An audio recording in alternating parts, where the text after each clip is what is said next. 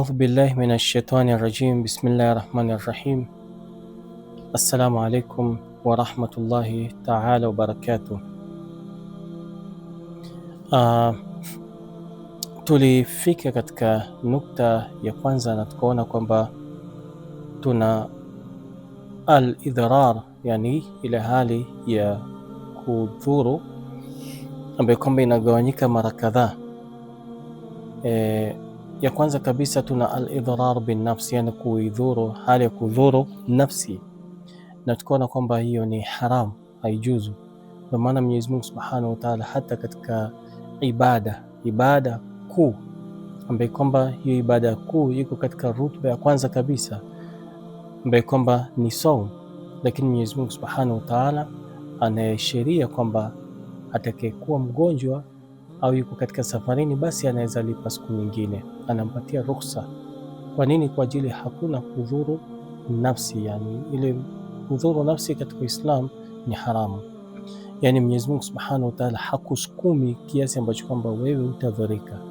Ibada zote ni nyepesi, Mwenyezi Mungu Subhanahu wa Ta'ala ameiweka kulingana na uwezo wa mwanadamu.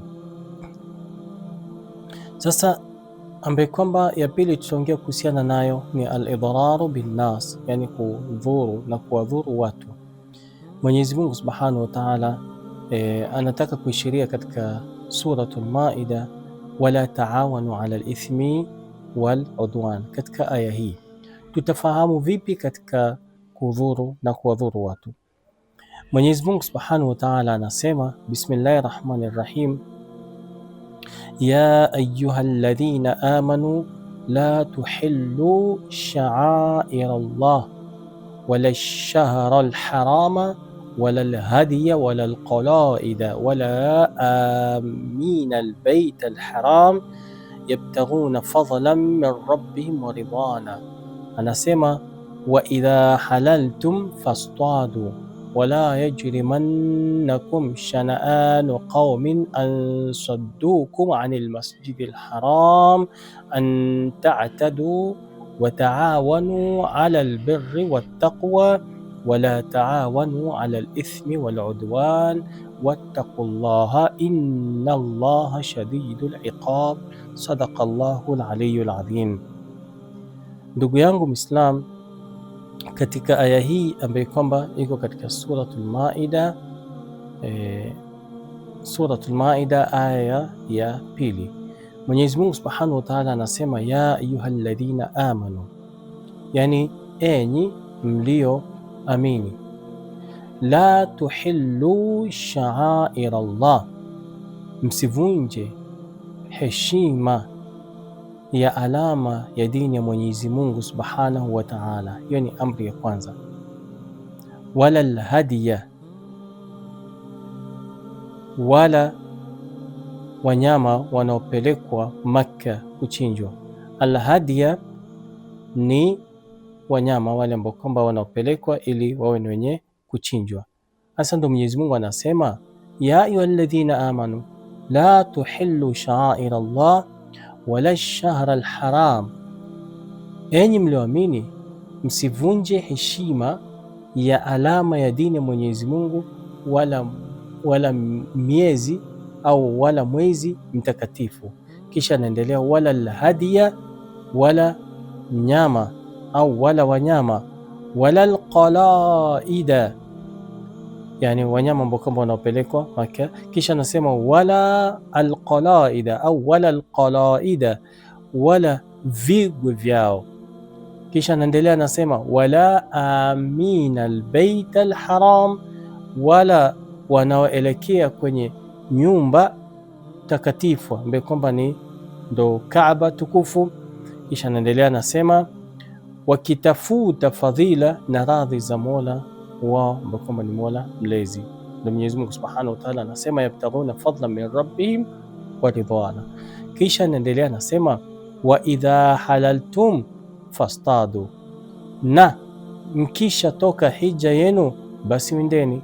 Kwa ajili mwanzo wakati ambao kwamba watu wako katika haji au katika haji wakiwa wamevaa ile nguo ambayo kwamba inaitwa ihram, ni haramu kwao kuwa ni wenye kuinda, lakini watakapovua zile nguo, watakapomaliza amali zote, inamaanisha kwamba kila kitu ambacho kwamba ilikuwa ni haramu kwao, basi wakati huo itakuwa ni halali. Ndio maana Mwenyezi Mungu Subhanahu wa Ta'ala anasema wa idha halaltum fastadu, na mkishatoka hija yenu basi windeni, itakuwa ni halali. Wala yajrimannakum shana'anu qaumin, anaendelea wala kuwachukia watu kwa kuwa walikuzuilieni kufika msikiti mtakatifu ambao kwamba ni Almasjidil Haram, an ta'tadu, kusikupelekeni kuwafanyia uadui. Mwenyezi Mungu Subhanahu wa Ta'ala anasema wataawanu ala albirri wattaqwa, nasaidianeni, na hapa ndo nukta muhimu, nasaidianeni ala albirri wattaqwa, nasaidianeni katika wema na uchamungu. Wala taawanu ala alithmi waludwan, wala msisaidiane katika dhambi na uadui. Kisha anaendelea Mwenyezi Mungu Subhanahu wa Ta'ala anasema wattaqullah inna Allaha shadidul iqab. Katika aya hii Mwenyezi Mungu Subhanahu wa Ta'ala anataka kueleza kwamba, na anasema kwamba wala kuwachukia watu kwa kuwa walikuzuilieni kufika msikiti mtakatifu, usikupelekeni kuwafanyia uadui. Kisha anaendelea anasema na saidianeni, wataawanu, na saidianeni katika wema, wataawanu ala albirri wattaqwa wala taawanu ala alithmi waludwan. Katika aya hii tunapata kwamba al-idhararu bin nas, yani ile kuwadhuru watu. Kuwadhuru watu katika aya hii tutafaidika vipi na tutafikia natija aina gani katika aya hii? Mwenyezi Mungu Subhanahu wa Ta'ala anatuambia wataawanu ala albirri wattaqwa wala taawanu ala alithmi waludwan. Mwanzo kabisa kuna wale ambao kwamba walipokuwa wanataka kwenda hija wanazuiwa na yani wanazuia wale ambao kwamba wanaelekea katika hija. Je, kuwafanyia uadui ni sahihi ama sio sahihi? Na Mwenyezi Mungu Subhanahu wa Ta'ala anasema taawanu ala albirri wattaqwa, na amilianeni na saidianeni katika wema na uchaji Mwenyezi Mungu. Kisha anaendelea anasema wala taawanu ala alithmi waludwan, na wala msisaidiane katika kuzuia watu kwenda haji na vitu kama hivyo, na waludwan, na kufanyiana uadui. Sasa kuwadhuru watu yani kuwadhuru watu wengine ni makosa. Unaona mtu ambaye anataka kufanya mema unamzuia, sio sahihi.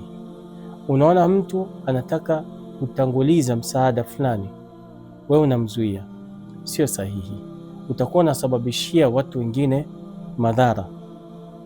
Au mathalan kwa mfano, katika zama hizi unaona kwamba kuna watu ambao kwamba ni wastahiki wa kitu fulani, wewe unawazuia, sio sahihi.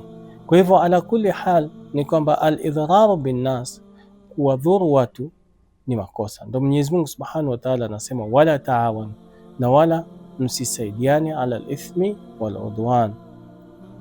Alafu tuna nukta nyingine anasema al-idhararu bizawja, yani kumdhuru mke, ambaye kwamba hii ni nukta muhimu sana, pia inahusiana na zama zetu hizi. Al-idhararu bizawja, yani kumdhuru mke.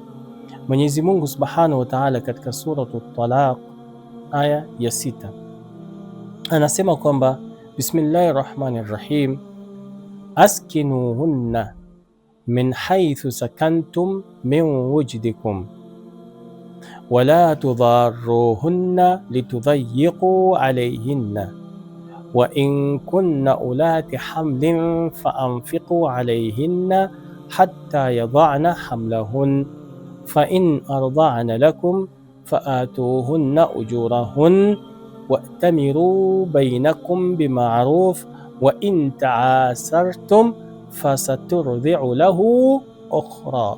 Sadaqallahu al-aliyyul azim.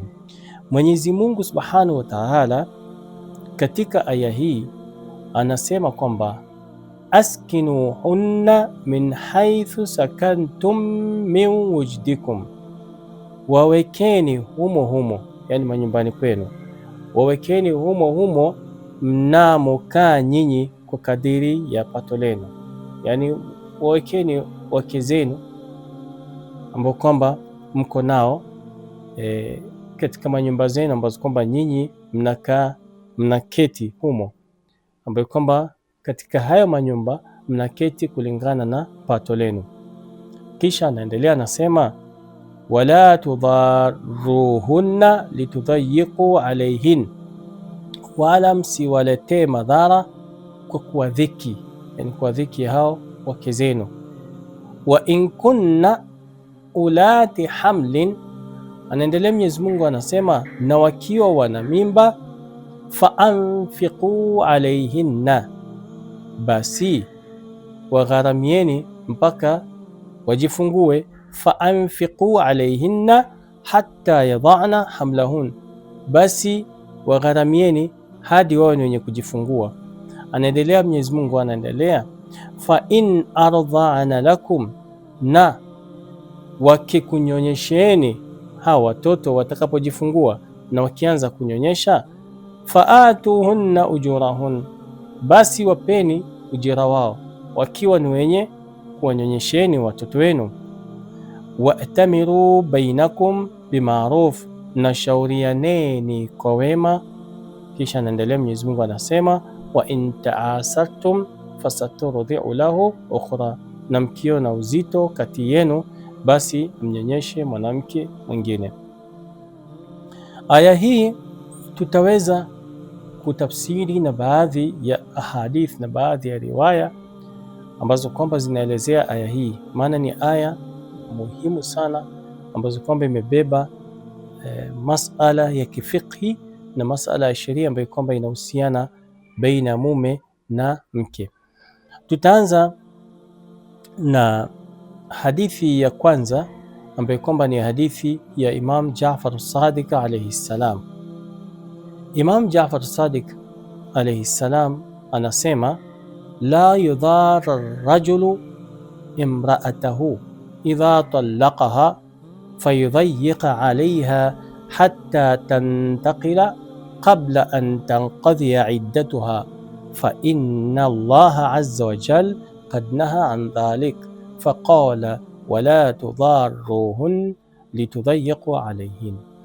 Anasema Imam Sadiq alayhi salam, la yudhara ar-rajulu imra'ata, yani mwanamume hapaswi kabisa kabisa kumdhuru mke wake, hapaswi kabisa kumdhuru mke wake. Idha talaqaha, yani baada ya kumpa talaka, asiwe ni mwenye kumdhuru. Fayudhayiqa alayha, kwa kumwekea vikwazo. Fayudhayiqa yani ile kumwekea vikwazo aina yote ile. Kisha anaendelea anasema, hatta tantaqila, au kumfanyia mambo ya kumtia dhiki ili alazimike kufanya nini? Ili alazimike kuondoka katika nyumba ambayo kwamba anaishi kwayo au kwamo. Qabla an tanqadhiya iddatuha, yani kabla kuisha ida yake. Fa inna Allaha, anasema Imam Sadiq alayhi salam, hakika Mwenyezi Mungu, naha an dhalik, Mwenyezi Mungu subhanahu wa ta'ala amekataza kumdhuru mke, yani ile wakati kabla ida yake haijakwisha usimfanyie vitu ambavyo kwamba vinaweza kumfukuza. Na inasikitisha kwa kusema kweli, katika zama zetu hizi wanaume wamekuwa makatili. Mwanamke anaweza kuwa yuko na makosa, lakini mwanamume wewe ukiwa uko na mke wako, ujue mke wako ni sawa na dada yako. Ukiwa na mke wako ujue ni amana ambaye kwamba unaishi naye. Ukiwa na mke wako ujue kwamba hana ndugu wengine isipokuwa ni wewe peke yake. Mandugu zake watakuwa, lakini ujue wewe ndo ndugu yake wa kwanza kabisa. Wewe kama mume ndo mtu anayehifadhi siri ya mke wake. wewe ndio mtu ambaye kwamba unahifadhi siri ya huyu dada ambaye kwamba unaishi naye. Haitakuwa ni vizuri katika Kiingereza underestimate, yani unamkosesha hadhi, unamvunjia heshima yake mpaka kiasi ambacho kwamba huyu mwanamke anafikia anaona kweli mimi niko katika eda, lakini huyu mume kwa nini anifanyie hivi? Kwa nini huyu mume anivunje moyo wangu? Kwa nini huyu mume anikoseshe raha? Sasa mpaka awe ni mwenye kutoka na kwenda zake. Sio sahihi. Hiyo itakuwa na mdhuru, hata kama huruma itakuwa imepungua kiasi gani, lakini usivuke mpaka wa kumdhuru huyu mwanamke. Usivuke mpaka wa kumwonyesha kwamba wewe mwanamke ni sawa na takataka, ni sawa na kitu ambacho kwamba mimi nakachokanaga njiani. Sio sawa. Uislamu mfumo wake ni mfumo wa heshima, ni mfumo wa kumheshimu mwanamke, ni mfumo wa kumheshimu binti ya mwenzako. Kuna siku ndugu yangu, naongea na wewe kama ndugu yangu, kuna siku ambayo kwamba wewe utakuwa na binti, kuna siku ambayo kwamba wewe utazaa. Unatarajia yule ambaye kwamba atakayechukua binti yako awe ni mwenye kumfanyia binti yako sawa na vile wewe unavyofanyia mama yake, au sawa na vile wewe unavyofanyia mke wako ambaye kwamba unaishi naye? La, sio sahihi. Tuamiliane na hawa viumbe ama hivi viumbe kama madada zetu, tuamiliane na wao kama amana ambayo kwamba tumepatiwa na Mwenyezi Mungu Subhanahu wa Ta'ala. Na ndio maana anasema wala tudharuhun litudhayiqu alayhin, yani Mwenyezi Mungu Subhanahu wa Ta'ala anasema wala msiwadhuru ili muwatie katika dhiki, msiwadhuru kabisa. Kupiga binti za watu, kupiga vita havifai.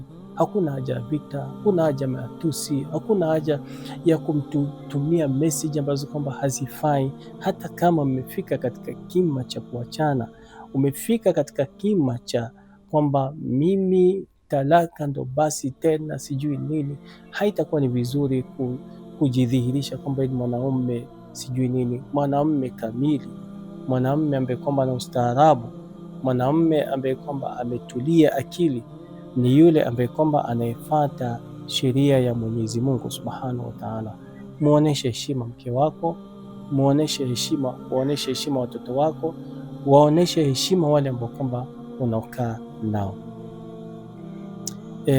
Anaendelea Imam Ali alayhi salam katika hiyo aya ambayo kwamba tumeisoma, aya ambayo kwamba iko katika sura At-Talaq aya 6. Anaendelea Imam Ali anasema kwamba idha talaka ar-rajulu imra'atahu fadda'at annaha hubla intadharat 9 ashhurin fa in waladat wa illa fa'taddat 3 ashhur thumma qad banat minhu fahadha idha lam yakun yatabayyan hamluha fa amma in ta'ayyana annaha hamilun anfaka 'alayha hatta tad'a hamlaha kama qala Allah wa in kunna ulati hamlin fa anfiqu 'alayhinna hatta yadha'na hamlahun. Anasema Imam Ali katika hadithi hii kwamba idha talaka ar-rajulu imra'atahu, iwapo mwanamume atamtaliki mke wake, fadda'at annaha hubla, akadai na mwanamke huyo akadai kuwa ni mjamzito, yani hubla maana yake ni mjamzito. Anasema kwamba intadharat 9 ashhurin, atasubiri miezi 9. Yani ule mwanamume atakuwa mwenye kumsubiria huyu mwanamke miezi 9.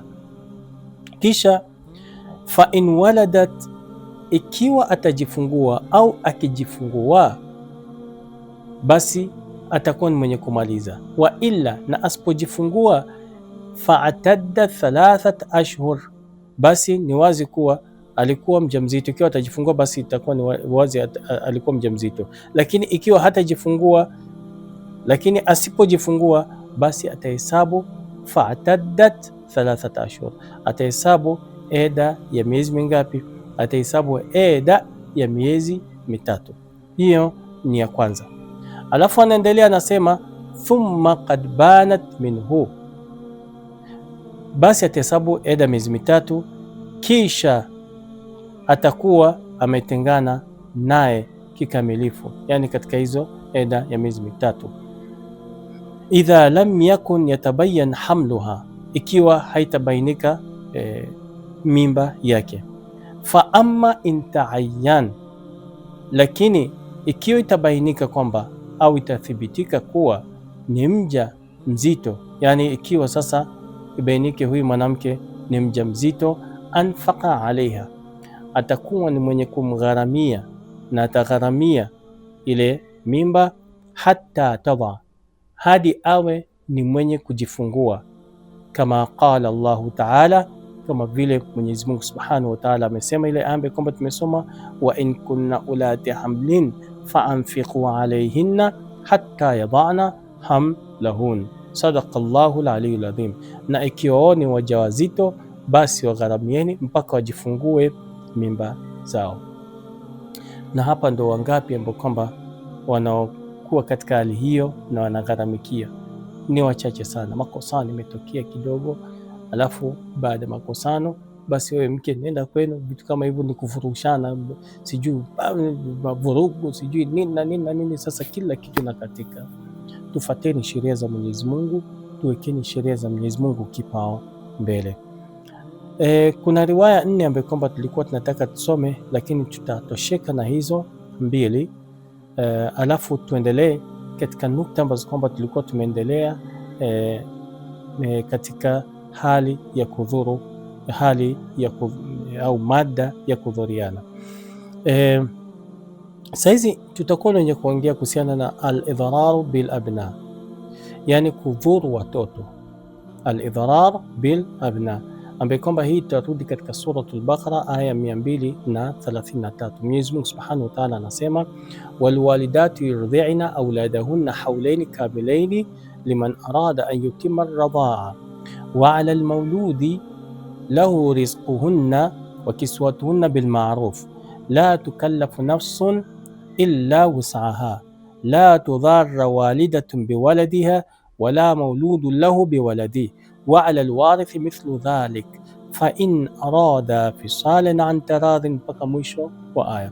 Mwenyezi Mungu katika aya hii anasema kwamba walwalidatu, na wazazi, alwalidat yani ni wazazi, yurdhi'na auladahunna hawlaini kamilain, na wazazi wanawake wawanyonyeshe watoto wao miaka 2 kamili. Liman arada an yutimma ar-radha'a, kwa anayetaka kutimiza kuwanyonyesha, yani hawlaini kamilain ni miaka 2. Ndio maana mtoto ananyonyeshwa miaka 2, lakini yule ambaye kwamba atakayetaka kutimiza hiyo nini. Kisha naendelea, Mwenyezi Mungu anasema, wa 'ala al-mawludi lahu rizquhunna wa kiswatuhunna bil ma'ruf, na juu ya baba yake chakula cha kina mama, yani baba ndiye ambaye kwamba anayekuwa mwenye kuwagharamia na nguo zao kwa mujibu wa ada, yani kwa mujibu wa wa ada. Kisha anaendelea anasema, la tukallafu nafsun illa wus'aha, wala halazimishi mtu ila kwa kadiri ya uwezo wake. Yani huyu baba kadiri yake ni hii, basi atenda na hiyo, atenda na huo uwezo wake. Uwezo wake ni huu, basi atenda na huo uwezo wake, hawezi lazimishwa zaidi ya hapo. Anaendelea Mwenyezi Mungu anasema kwamba la tudharra walidatun biwaladiha wala mauludun biwaladi, mama asitiwe taabuni kwa ajili ya mwanawe, yani asijaribu kutiwa taabuni, asitaabishwe yani kwa ajili ya mwanawe, wala baba kwa ajili ya mwanawe, yani baba asitiwe taabuni wala mama asitiwe taabuni, yani hakuna kuwadhuru kwa ajili ya watoto. Na juu ya mrithi mfano, mpaka mwisho aya. Katika aya hii inaonyesha kwamba sio sahihi kuwa ni mwenye kumdhuru mama, kwa ajili atakapodhurika mama utakuwa na mdhuru mtoto. Yani ikiwa utamsababishia madhara aina yote mzazi kama mama ambaye kwamba ndiye anekuwa ni mwenye kumnyonyesha mtoto, ikiwa utamdhuru, inamaanisha pia mtoto atakuwa ni mwenye kudhurika. Kwa hivyo inamaanisha kwamba al-idhararu bil abna, kuwadhuru watoto sio sahihi, na Mwenyezi Mungu Subhanahu wa Ta'ala amekataza na ni haramu kuwadhuru watoto, yani madhara aina yote. Kuna wakati ambao kwamba pia tuongeze zaidi, kuna wakati ambao kwamba pia mzazi kama mzazi anaweza amua, Mwenyezi Mungu Subhanahu wa Ta'ala amempatia huyu mtoto, baada ya kupata mtoto ikatokea kwamba baba akatoroka, yani baba akamkana mtoto. Wewe kama mzazi wa Kiislamu, Mwenyezi Mungu amekupatia zawadi ya huyo mtoto, haijuzu kwako, ni haram kwenda na kumtupa yule mtoto kwa sababu tu baba amekataa, kwa sababu wewe huna riziki. Ukitupa yule mtoto, kuna ihtimal ya kwanza kabisa, pia unamsababishia madhara yule mtoto. Atapata ima madhara ya kiafya, atapata ima madhara ya chakula, atapata madhara mengi ambayo kwamba wewe mwenyewe kama mzazi unajua. Kwa hivyo itakuwa ni haramu kwako pia kufanya kitu kama hicho. Ndio maana kudhuru kabisa watoto, yani kumdhuru mzazi ni lazima, especially kama wewe ni baba ya yule mtoto, kama wewe ni mume wa yule mke, ni muhimu sana tena sana, jaribu zaidi kuhifadhi yule mama ili uweze kumhifadhi yule mtoto. Alafu katika ya 4 ni kwamba al-idhararu bilwaratha. Hii inapatikana katika Suratu Nisa, ambayo kwamba inshallah taala kila mmoja wetu atakuwa ni mwenye kuifanyia muraja, mtairudia wenyewe, ambayo kwamba iko katika Suratu Nisa aya ya 12. Kwa hivyo ala kulli hal, hizi madhara ambazo kwamba sisi tumekuwa ni wenye kuzitaja ni madhara mabaya ambayo kwamba haifai kabisa. Mwenyezi Mungu Subhanahu wa Ta'ala amekitaza. Madhara mwisho ambayo kwamba tulikuwa tunataka tuongee, taban kuna nini nyingi ambayo kwamba imetajwa. Kuna al-idharar fi al-muamalat wal duyun, yani madhara katika, yani ile kudhuriana katika nini, katika muamalat, katika miamala, ambayo kwamba iko katika Suratul Baqara aya 282. Lakini ambayo kwamba nataka tumalizie kuongea kuhusiana nayo ni al-ilmu al-mudhir, elimu ambayo kwamba pia inadhuru, ambayo kwamba elimu pia inayodhuru pia ni haram, imekatazwa. Anasema Mwenyezi Mungu Subhanahu wa Ta'ala katika sura Al-Baqara aya 109, Bismillahir Rahmanir Rahim, wattaba'u ma tatlu ash-shayatin ala mulki Sulaymana wama kafara Sulayman walakinna shayatina kafaru yuallimuna an-nasa as-sihra wama unzila ala al-malakaini bibabila Haruta wa Marut wama yuallimani min ahadin hatta yaqula innama nahnu fitnatun fala takfur fayata'allamuna minhuma ma yufarriquna bihi baina al-mar'i wa zawjihi wama hum bidharrina bihi min ahadin, mpaka mwisho aya. Mwenyezi Mungu Subhanahu wa Ta'ala anasema, na wakafuata yale waliozua mashetani kuuzulia ufalme wa Suleiman, wa Nabii Suleiman. Watabu ma tatlu shayatin ala mulki Suleiman wama kafara Suleiman, wala Nabii Suleiman hakukufuru, walakinna shayatina kafaru, lakini mashetani ndio walio kufuru. Walikufuru kivipi? Yuallimuna nasa sihr, wakiwafundisha watu uchawi. Kisha anaendelea, wama unzila ala almalakaini bibabila Haruta wa Marut, na yaliyoteremshwa kwa malaika wawili Harut na Marut.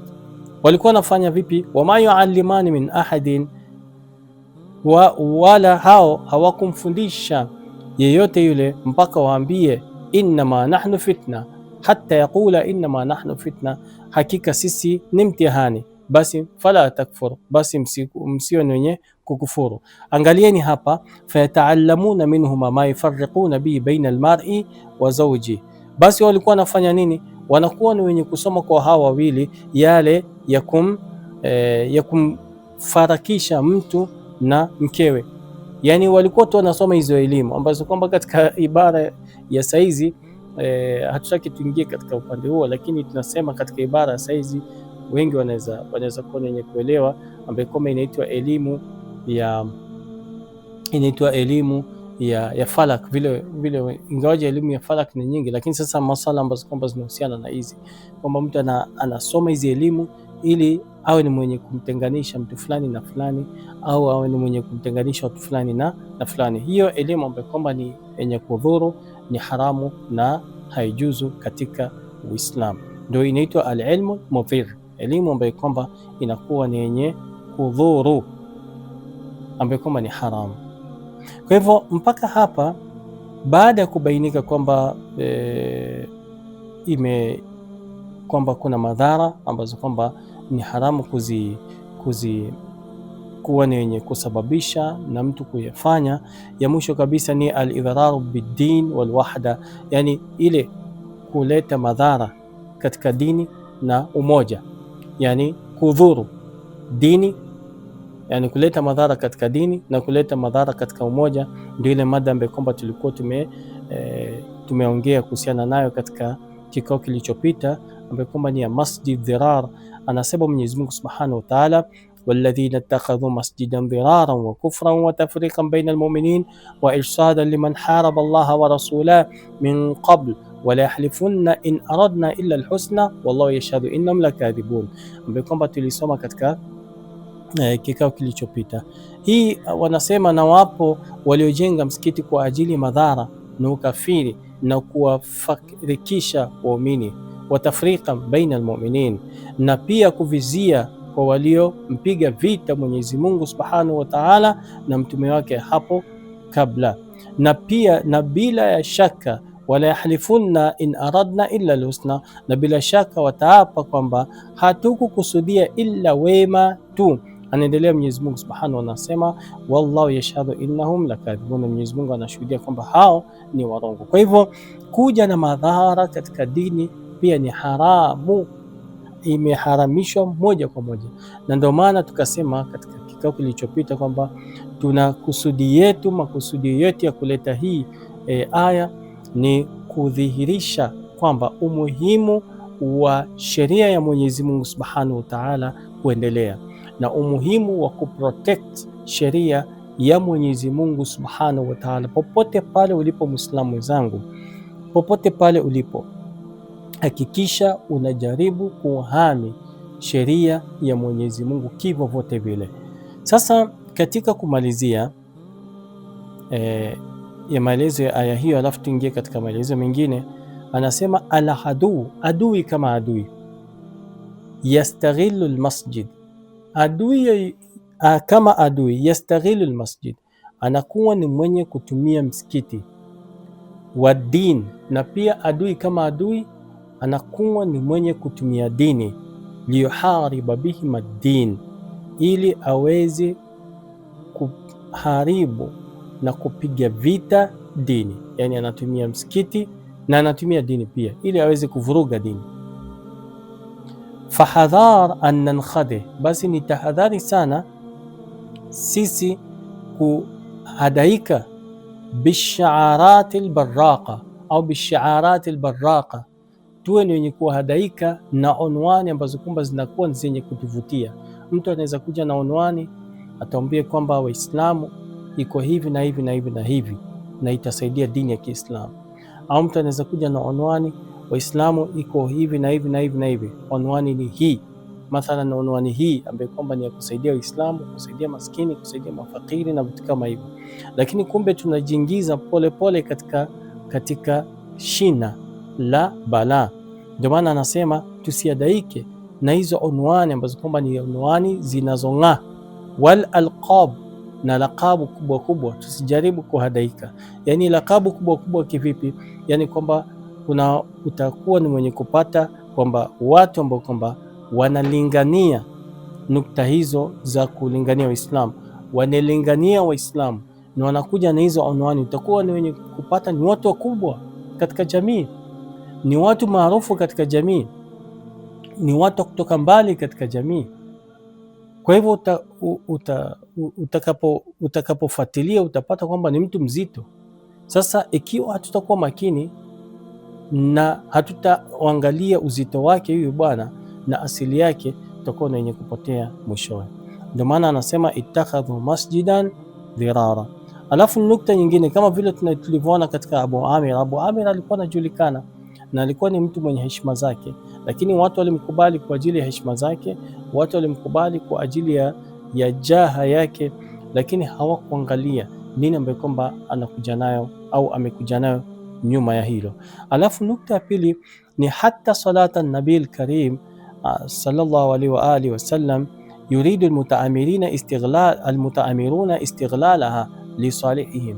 Hata ile sala ya Mtume sallallahu alaihi wa sallam, Mtume kuja kuswali kwa msikiti wake, yani Mtume sallallahu alaihi wasallam kuja kuswali katika msikiti wa Dhirar, walikuwa nataka Mtume awe ni mwenye kuja kuswalisha katika msikiti ule ili iwe ni maslahi yao, waweze kuitumia maslahi yao. Kuna bwana kilugha alikuwa na kuna wakati tulikuwa tunaongea, akasema kuna neno unaweza sema katika lugha ya Kiarabu istithmarul waqti na istighlalul waqti. Hivyo ni maana mbili tofauti.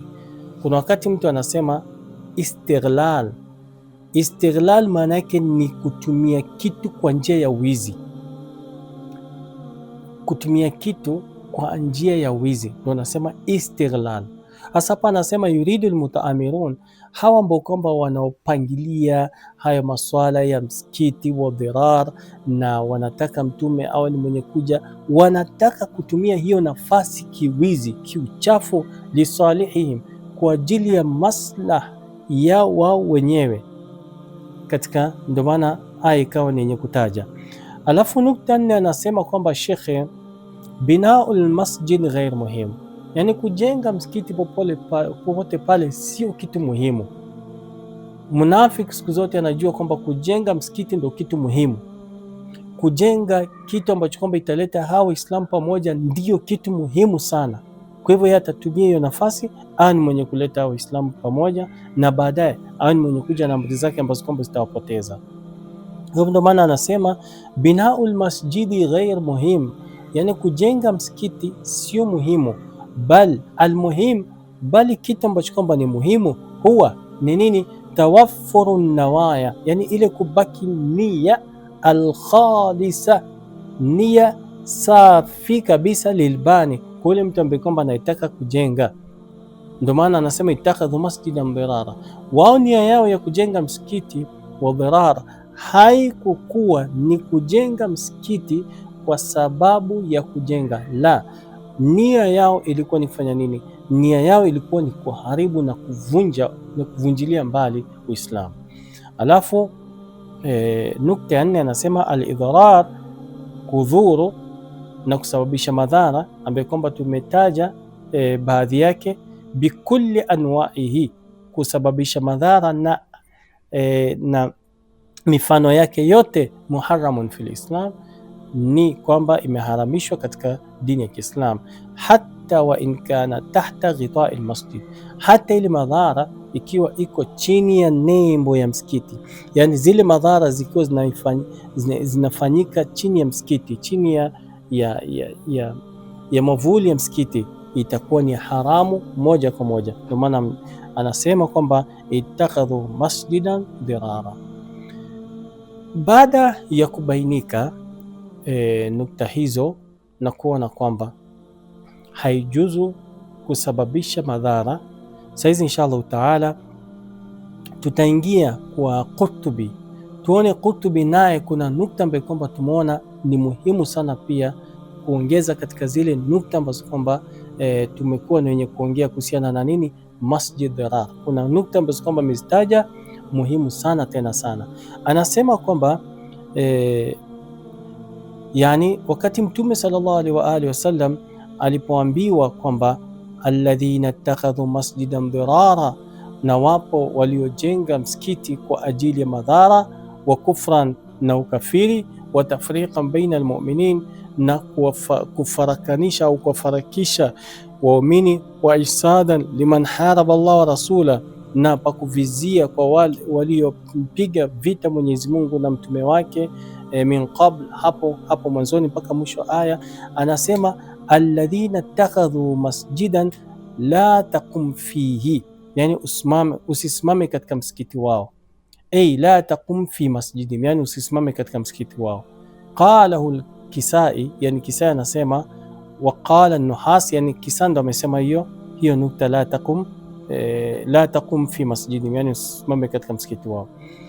Nuhas anasema yakunu khabaru al-ibtida la yazalu bunyanu, mpaka mwisho. Hii ilikuwa ni maelezeo baada hiyo aya. Wanuzilat al-aya, sasa hapo ndo naanza nasema wanuzilat al-aya, na aya imeshuka fima ruwiya, yani kwa yale ambayo kwamba imepokewa kutoka kwa nani? Kwa Abi Amir Ar-Rahib, huyu kutoka kwa Abu Amir ambaye kwamba alikuwa ni kiongozi wa kidini. Liannahu, kwa sababu huyu Abu Amir kana kharaja ila Qaisar, alikuwa ametoka kwa Qaisar, watanassara, na akawa ni mwenye kutaka nusra, wa waadahum Qaisar, na Qaisar akawa ni mwenye kuahidi annahu sayatihim, kwamba atakuwa ni mwenye kuwapatia msaada. Fabanau masjid ad-Dirar, basi wakaamua wajenge msikiti wa Dirar, yasuduna majiahu fihi, wanakuwa ni wenye kutizama na kuangalia, yani kuangalia kwamba na kumsubiria huyu mfalme Qaisar awe ni mwenye kuja. Kisha qalahu Ibn Abbas anasema, wa Mujahid, na Mujahidu ni mwanatafsiri wa Qur'an, na Qatada na wasiokuwa hao pia. Waqad taqaddamat qissatu fi al-A'raf, na pia suratul A'raf imetaja kisa yake. Waqala ahlu tafsir, na wengine wanatafsiri wanasema, inna bani Amr, hakika bani Amr ibn Auf ittakhadhu masjida Quba, yani kwamba bani Amr, hawa ukoo wa Amr walikuwa ni wenye kuchukulia msikiti wa Quba, yani walikuwa ni wenye kutulia umuhimu wa msikiti wa Quba. Wabaathu linabii sallallahu alayhi wa alihi wasallam an yatihum faatahum, na wakawa ni wenye kumwomba mtume sallallahu alayhi wa alihi wasallam awe ni mwenye kuja katika msikiti wa Quba. Mtume sallallahu alayhi wa alihi wasallam akawa ni mwenye kukubali. Sasa chuki ilianza hapo, kwamba kwa nini Banu Amr waliita mtume sallallahu alayhi wa alihi wasallam awe ni mwenye kuja katika msikiti wa Quba na kusalisha, akakuja. Sasa wakaingiza chuki kina Abu Amir, kwa nini hawa waliita mtume na sisi pia tutaita mtume? Nafikiri katika ile kitabu cha kwanza haikuwa imetajwa, lakini hapa Qurtubi amekuwa mwenye kutaja. Kisha akasema kwamba fahasadahum ikhwanum, mandugu zao wakawa ni wenye kuwa husudu, ambaye kwamba ni Banu Ghanam na wengineo. Waqalu, na wakasema, nabni masjidan, tujenge msikiti, wa nab'ath ila nabii, na tuende kwa mtume sallallahu alaihi wa sallam, yatina, awe ni mwenye kuja kwetu sisi, fayusalli lana, awe ni mwenye kusali, kama salla fi masjid ikhwanna, kama vile alivyosali katika msikiti wa mandugu zetu. Wa yusalli fihi Abu Amir, na pia Abu Amir awe ni mwenye kusali katika msikiti huo, idha qadima min ash-Sham, akiwa ni mwenye kuja kutoka safarini. Faatau nabii, wakawa ni mwenye kumkujia mtume sallallahu alaihi wa sallam, wa huwa yatajahaz ila Tabuk, wakamjia mtume hali wakampata mtume sallallahu alaihi wa sallam anajitayarisha kwenda katika vita vya Tabuk. Wakamwambia, ya Rasulullah, ewe mtume, kad banaina masjidan lidhil haja, tumejenga mtume kwa yule ambaye kwamba yuko na haja, wal illa, na maradhi, wal layla matira, na siku za mvua, wa nuhibbu an tusalli lana, na tunapenda usali katika msikiti huu, watad'u bil baraka, na uombe baraka katika msikiti huu. Faqala an-nabii, mtume akasema, inni ala safar, nimeazimia kwenda safari na shughuli kadhaa kadhaa. Falau qadimna, tutakaporudi, la atainakum, tutakuwa wenye kuwajieni, wasalaina lakum fihi, na tutakuwa wenye kusali katika msikiti huo. Falama insarafa an-nabii, baada mtume sallallahu alaihi wa sallam kusafiri min Tabuk, kuelekea Tabuk, atauhu wa qad farighu minhu wasallu fihi aljumaa wa sabtu alahad, fadaa biqamisihi, akaomba mtume sallallahu alaihi wasallam kwa kanzu yake, nguo yake, liyalbasahu, ili awe ni mwenye kuvaa, wayatihim, awe ni mwenye kuendea. Fanazala alayhi alquran, kabla kwenda Qurani ikawa ni yenye kuteremka, yani wahi ikawa ni yenye kumshukia, bi khabari masjid Dhirar, kwa khabari hii ya msikiti huo wa Dhirar, kwa ajili walikuwa misali Ijumaa na Jumamosi na Jumapili katika huo msikiti ambao kwamba waliqimisha, inamaanisha ni siku 3 au zaidi. Fadaa nabii sallallahu alaihi wa alihi wasallam, mtume sallallahu alaihi wasallam akaita nani? Akaita Malik ibn Dukhsham na wengineo ambao kwamba, na Wahshi pia alikuwa Wahshi, huyu ambaye kwamba alikuwa ni mwenye kumua Hamza, pia aliitwa, na Amir pia aliitwa, wao ni wenye kwenda na kuvunja huo msikiti. Akawaambia kwamba intaliku ila hadha almasjid, nendeni na mvunje msikiti, na mvunjilie mbali msikiti huu, adhalimi ahlo, yani watu wake ambao kwamba ni wadhalimu, fahdimuhu, angamizeni, wahriquhu, na chomeni. Fakharaju musri'in, wakawa wenye kuelekea, wa akhraja Malik, mpaka mwisho. Hii inamaanisha kwamba katika hii Qutubi ameweza kutaja wale ambao kwamba Mtume sallallahu alaihi wa alihi wasallam aliwatuma na kwenda kuvunja ule msikiti. Na kinachonifurahisha ni kwamba pia Wahshi alikuwa na, Wahshi ni ule ambaye kwamba alikuwa ni mwenye kumuua Hamza na kukatakata maini yake, yeye pia alikuwa akatumwa katika kuvunja huo msikiti. Tumwombe Mwenyezi Mungu Subhanahu wa Ta'ala atujalie min alladhina yastami'una alqawla fayattabi'una ahsana. Wassalamu alaykum wa rahmatullahi ta'ala wa barakatuh.